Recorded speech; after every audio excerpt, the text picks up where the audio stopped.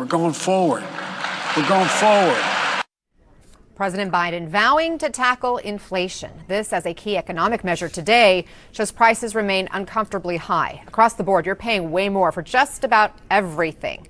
Now the stock market has lost all the gains it made since President Biden was sworn into office.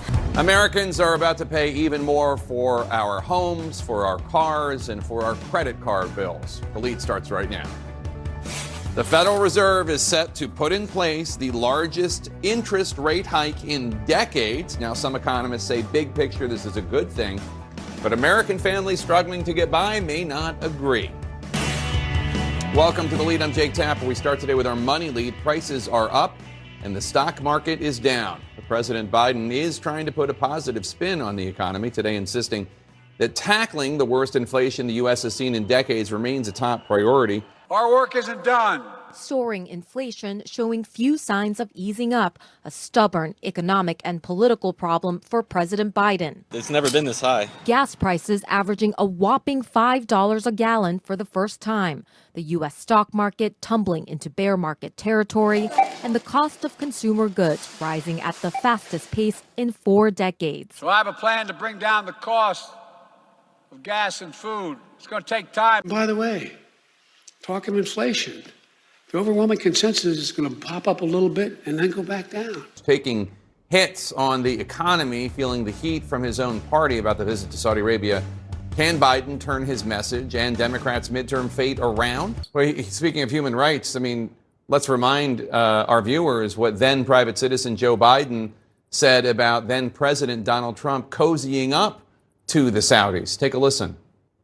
After the cold-blooded murder of a journalist, giving the Crown Prince of Saudi Arabia the benefit of the doubt. Look at the example this sets around the world. Forget what it does here. Think of what's around the world. People wonder, what has become of us?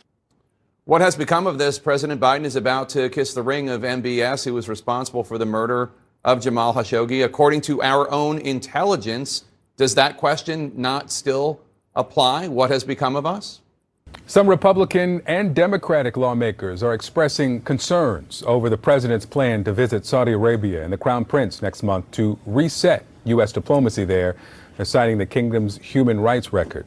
Well, Mr. Ambassador, it sounds like making Saudi Arabia a pariah was never possible. It was just something he said during the campaign, but it wasn't even realistic considering the oil production and their role geopolitically.